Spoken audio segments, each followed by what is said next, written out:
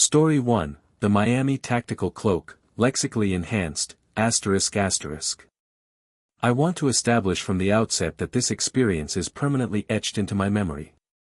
This profound and terrifying event unfolded on the evening of October 31, 2022. I'm currently 25, but at the time of this harrowing narrative, I was a young man of 22. My day had been an absolute grind, an exhaustive, high-octane marathon necessitated by my work organizing a massive, sprawling community festival for the vibrant city of Miami, Florida. The entire day was dedicated to family-centric entertainment. We hosted a wide array of competitive, high-energy games, judged a spectacularly creative costume contest, ran continuous trivia sessions for coveted candy prizes, and capped it off with the intensely popular Kids vs. Parents Dodgeball Championship. While the overall atmosphere was undeniably infused with joy and communal spirit, the sheer effort required was profoundly, physically draining.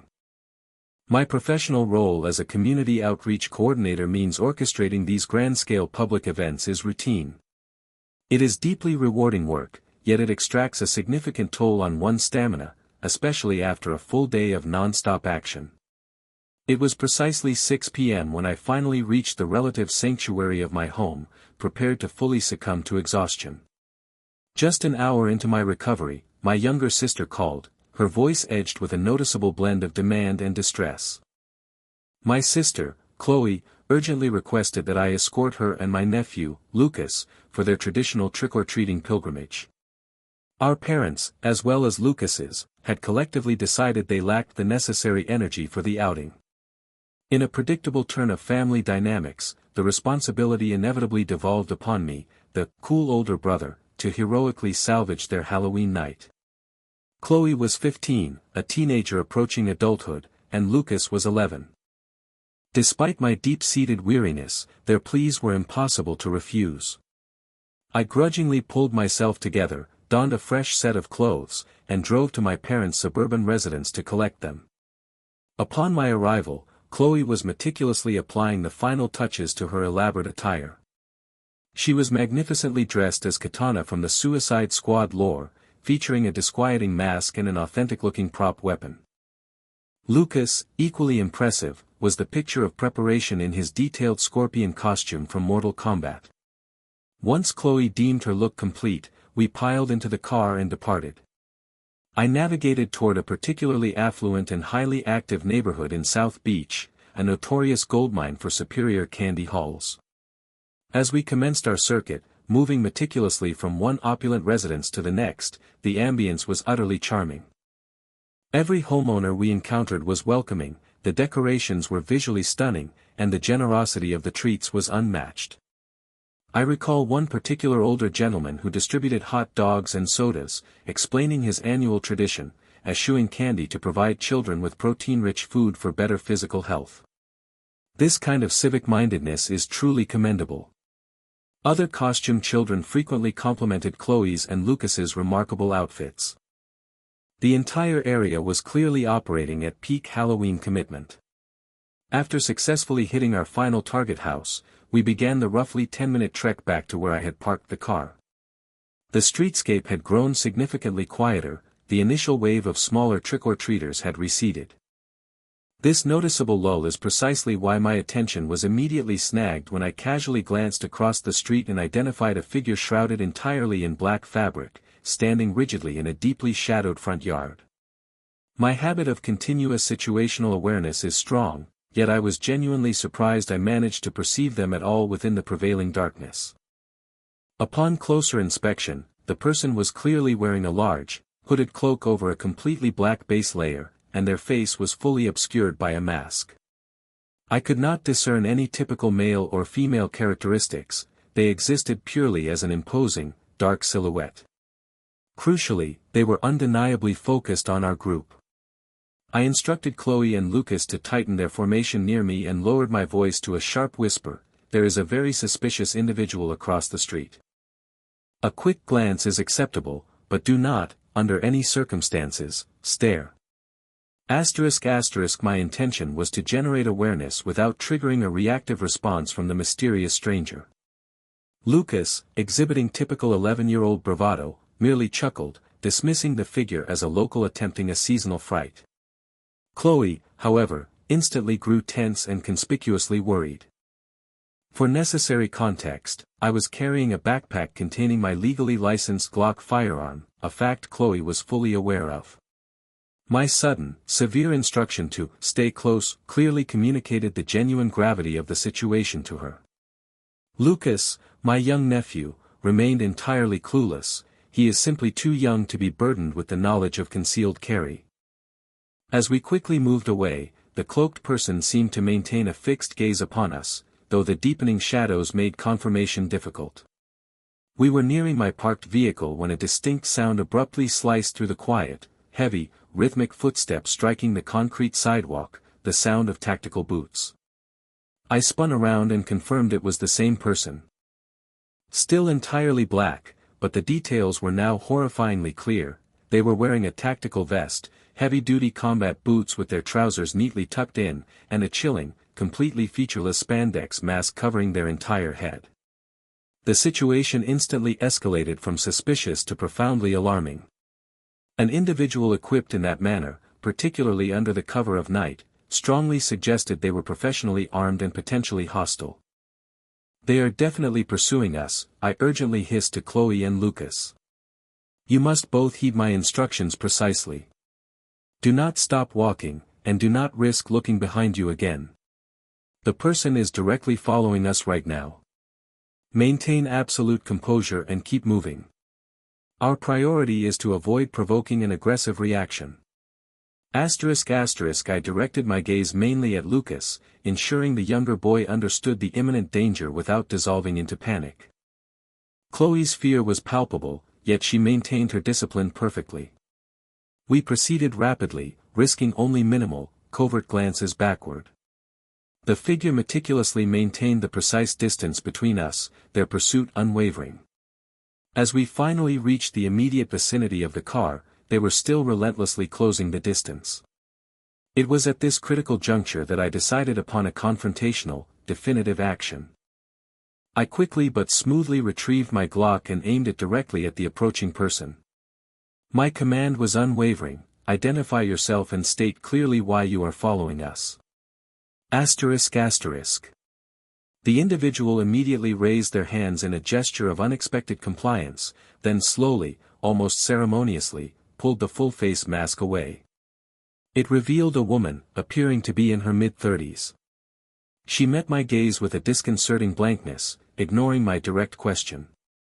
I reinforced my aim and repeated the demand with greater severity: "I am asking you a second time, why are you tracking us?" Her response was utterly nonsensical, delivered in a chilling, monotone, almost robotic voice: "I am an undercover law enforcement operative. I received notification regarding a local break-in, and I was performing surveillance at that residence. When you displayed aggressive behavior by staring at me, I concluded you were the perpetrator. You would be well advised to immediately lower that weapon, or I will have you formally arrested for the felony offense of threatening an officer of the law." I reluctantly lowered the firearm. I had no desire to risk detention or further terrorize the children. However, her preposterous narrative contained multiple logical failures. If a break-in was reported, why was she positioned facing away from the supposed target house? How did my fleeting glance transform me into a criminal suspect? Why would a person engaged in official, clandestine duties wear such an obvious, theatrical hooded cloak? If you are indeed an undercover operative, why the full tactical gear? I demanded, my disbelief now overshadowing my fear. Surely that configuration immediately compromises your covert status. And what is the operational value of the superfluous cloak? She offered no verbal reply. She simply fixed me with another intense stare, but this time her features contorted. Her eyes narrowed with a distinctly malicious irritation, the look of someone whose carefully constructed lie had been punctured, and who was now weighing the most effective form of retribution. Then, she adopted a sickly, predatory smile and uttered a chilling final statement: "Had you not been armed with that pistol, this evening would have unfolded in a radically different, and far more unfavorable, manner for you. Asterisk asterisk. As the last word left her lips, I perceived the sudden, alarming appearance of 4 additional figures swiftly emerging from the narrow space between 2 houses, advancing toward us. They were similarly clad in full tactical apparel, though they lacked the theatrical cloaks. I instantly screamed at Chloe and Lucas to scramble into the car. My gaze remained locked on the woman and the advancing group until I saw my sister and nephew securely inside. I then leaped into the driver's seat, flooring the accelerator and peeling away from the curb. As I sped into the night, the woman remained stationary, her cold, knowing smile still firmly in place. The 4 others, 3 men and another woman, were utterly expressionless. Their faces were disturbingly blank, devoid of any discernible emotion, suggesting a profound psychological detachment. The drive back was consumed by an oppressive silence. I safely delivered the children, ensuring they were inside before driving to my own apartment to grapple with the seismic shock of the encounter. The central question that relentlessly tortured my mind was, why were we the targets? The neighborhood was teeming with people. Why the exclusive focus on my small family group? The terror was soon compounded. A few days later, my phone buzzed with an ominous text from an unknown number, a high-resolution photograph of my personal car, clearly taken in the specific parking lot of my apartment complex. I meticulously reported the entire, bizarre sequence of events to the police. They formally documented the incident but stated that without an explicit, direct threat, they could not launch a formal investigation. Driven by a desperate need for clarity, I drove back to the house where the confrontation began. A man in his 40s answered. When I cautiously inquired about a break-in on Halloween night, he appeared genuinely bewildered, stating he had seen and heard nothing unusual. The undercover cop's story was definitively exposed as a lie. Whoever this woman and her cadre were, they possessed intimate knowledge of my mobile number and my residential address. The encounter was not, in fact, a random selection. The terrifying possibility remains, were they conducting surveillance on me long before? Was my armed status the sole variable that caused them to abort a planned, nefarious action? This realization precipitated severe, long-term paranoia. I ultimately required therapeutic intervention and invested in a full perimeter security camera system simply to restore a basic sense of safety. 2 years later, the vivid details of that night continue to haunt me. I am absolutely certain that my decision to be armed that evening was the decisive factor that protected our lives. Maintain constant vigilance of your surroundings. ## Story 2, The Yellowstone Cabin Visitor, lexically enhanced. This unsettling incident transpired during my youth, precisely when I was 12 years old. That particular Halloween, my family made an unconventional decision. Instead of participating in the familiar neighborhood tradition of trick-or-treating, we booked a weekend stay at a small, rather isolated family resort situated deep within the wilderness bordering Yellowstone National Park in Wyoming. My parents sought a novel, more adventurous way to celebrate the holiday. The resort, which was encircled by vast, impenetrable, and foreboding woods, had scheduled a full calendar of festive activities, games, a costume competition, and a highly anticipated haunted hayride. The venue itself was modest, a handful of 10 rustic cabins, a central main lodge, a small adjacent lake, and an expansive open field designated for the organized events. In the stark light of day, the location appeared tranquil, even idyllic. Yet, as dusk descended, the surrounding forest became a black, menacing presence, and the resort's atmosphere shifted to one of unnerving, excessive silence. We finalized our check-in early that afternoon. I distinctly recall the immediate sensory experience upon entering our cabin. The robust scent of campfire smoke mingled intoxicatingly with the sweetness of candied apples. Even before darkness, costumed children were already darting energetically around the grounds. Around 7 p.m., a substantial crowd began to coalesce for the advertised hayride. Families clambered onto a large wagon, which was towed by a powerful tractor. The driver was costumed in a classic scarecrow mask, and resort staff dressed as elaborate zombies were poised to execute surprise frights along the route. The ride commenced cheerfully. It was fully dark by then, with the dirt trail illuminated intermittently by flickering torches. The tractor lumbered slowly through the thick woods. Occasionally, a costumed figure would dramatically leap from behind a tree or sprint toward the wagon, eliciting the expected chorus of screams and laughter. It felt entirely consistent with a typical, harmless Halloween diversion. However, approximately halfway through the circuit, my sense of comfort was abruptly shattered.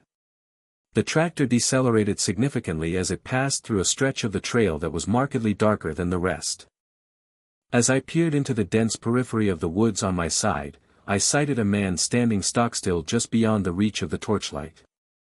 I immediately registered that he was not a member of the hayride's theatrical crew. His attire bore no resemblance to the theme.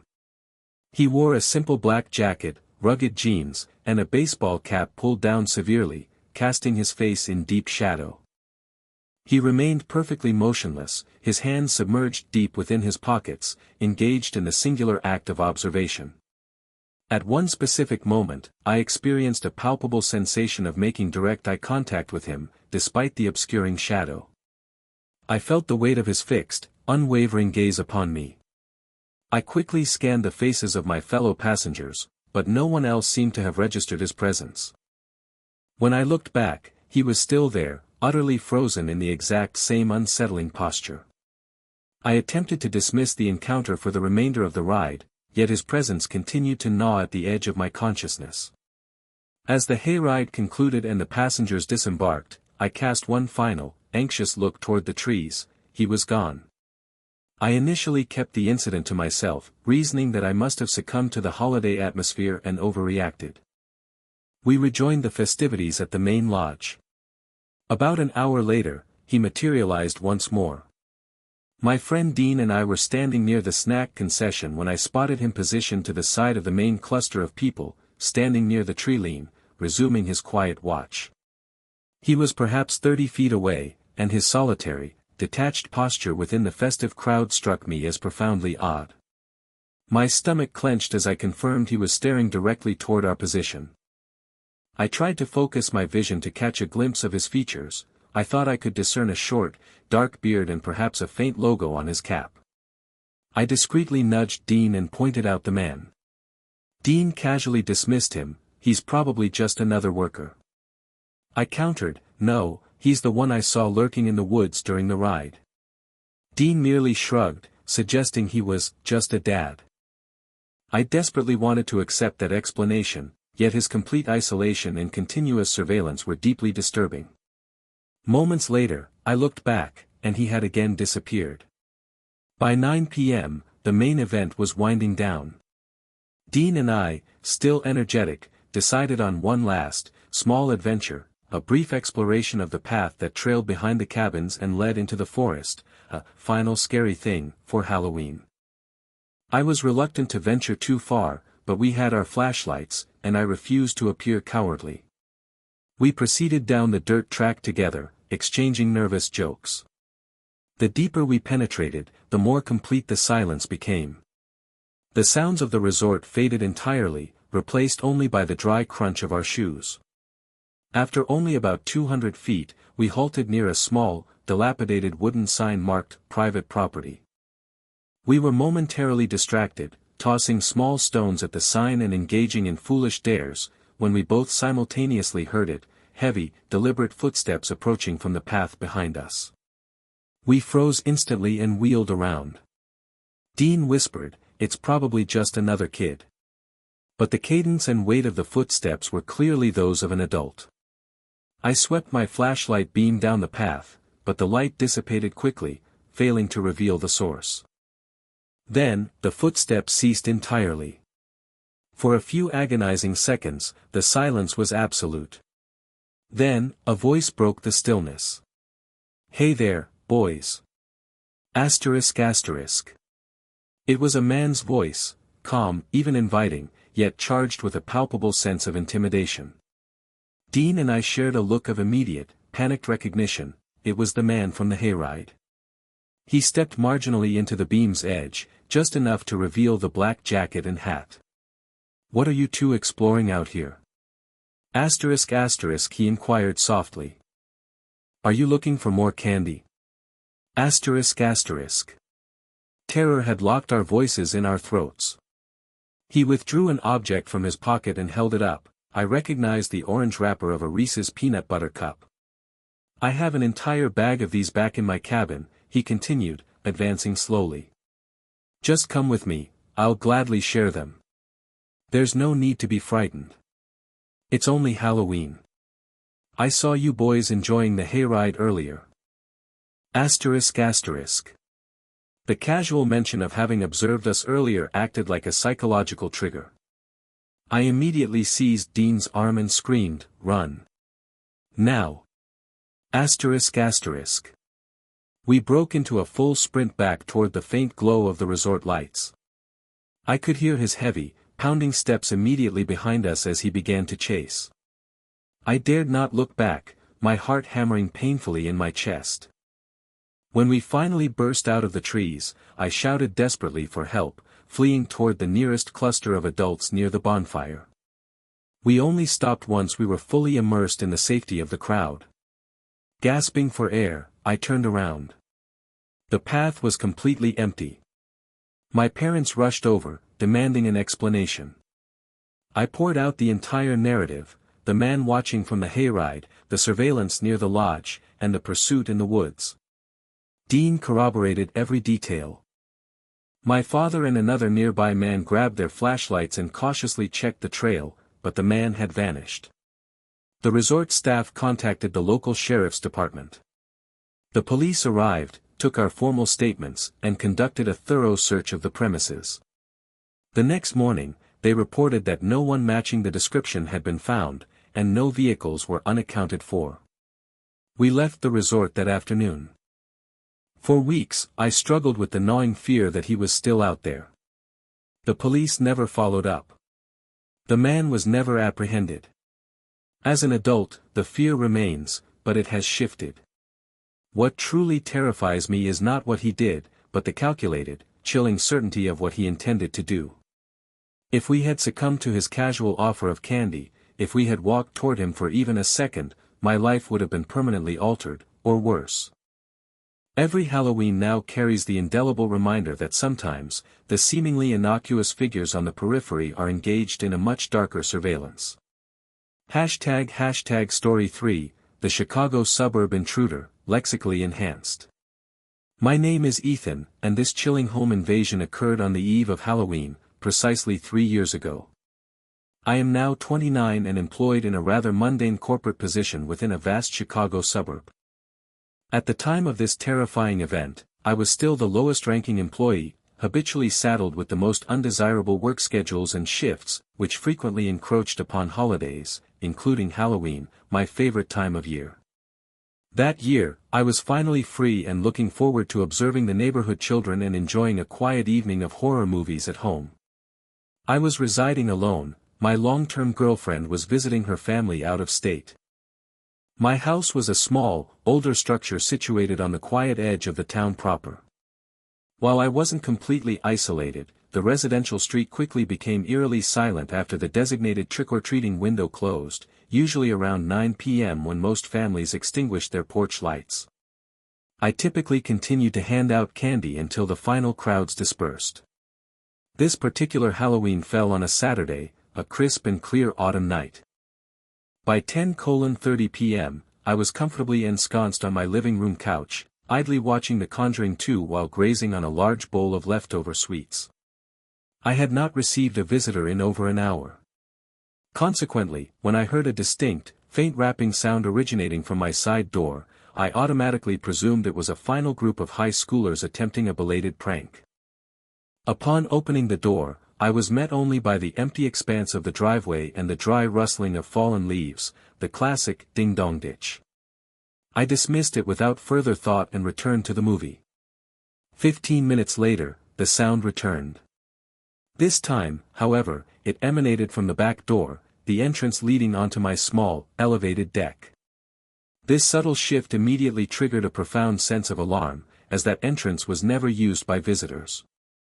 I instinctively muted the television and froze, listening intently. The quiet was broken by the precise, clear sound of the metal doorknob on the back door being slowly, cautiously rattled and tested. The person attempting to breach my home was clearly operating with either extreme caution, checking the security of the lock, or a chilling confidence, assuming the door was already open and attempting a silent entry. I stealthily crept into the kitchen, remaining low and out of sight. Peering through the small window, my blood ran cold. I saw a man, crouched low near the door, dressed in dark clothing. He wore a cheap, cracked plastic Halloween mask crudely pushed up over his forehead. Chillingly, clutched in his hand was a large, formidable crowbar. His posture was neither panicked nor concealed. He moved with a deliberate, unnerving calmness, acting as though he knew I was inside and was completely unconcerned by my presence. I silently backed away, retrieved my mobile phone, and immediately initiated a whispered call to 911, relaying the critical information. The dispatcher instructed me to remain connected to the line, find a secure location within the house, and, under no circumstances, attempt to engage the intruder. To avoid creating noise that might alert him, I abandoned the idea of locking myself in an upstairs room. Instead, I crouched low at the head of the basement stairs, grasping a large kitchen knife, and continuously whispered updates to the operator. I then witnessed the man move away from the back door. I heard a muffled pop, the sound of a window screen being precisely levered off its frame. He had transitioned to the small basement window. "He's at the basement window now," I stammered, my voice trembling violently. The dispatcher's calm assurance, that police units were already deploying to my location, was the only thing anchoring my sanity. Then, the situation reached its zenith of terror, the distinct, awful sound of shattering glass. He was actively breaking the window pane. This was not a quick, opportunistic smash and grab. The sheer fact that he continued his forced entry, knowing I was likely aware of his presence, signified an intent far more malicious than simple property theft. The moment stretched into an eternity. The dispatcher maintained a quiet dialogue, ensuring I was still safe. I heard the crunch of heavy footsteps outside again, indicating the man was circulating the perimeter. Then, a glorious sweep of powerful headlights cut through my blinds. A wave of profound relief washed over me as the flashing red and blue lights of a patrol car decisively pulled up directly in front of my house. The man, instantly recognizing the authorities, bolted. I watched him sprint across my front lawn, but his escape was brief. Officers swiftly tackled him just beyond my driveway. I was physically shaking so violently I couldn't steady myself until I saw one of the police officers leading him away in handcuffs. It was then I saw the contents of his discarded pack. Beside the crowbar were clear rolls of duct tape and several plastic zip ties. This was the definitive, sickening proof. This individual was not a mere burglar seeking valuables, he was a predator with a premeditated, truly horrifying agenda. The police later informed me that the suspect possessed an extensive criminal history related to breaking and entering and was a leading suspect in several unresolved local missing persons cases. To this day, the specter of that night prevents me from finding peace when I am alone on Halloween. The holiday's frivolous frights have been permanently supplanted by the memory of genuine, imminent danger. The most profound realization remains the margin of error. Had the police response been delayed by even 5 additional minutes, the outcome would have been catastrophic. Weeks later, the police confirmed the complete inventory of his pack, a concealed Colt .45 handgun, an assortment of menacing kitchen knives, and a significant length of heavy rope. That night served as a brutal, unforgettable lesson, that tricks of the season can conceal deadly, horrifying realities. Really scary stories, every day. Subscribe, like if you like, turn on the bell so you don't miss new videos.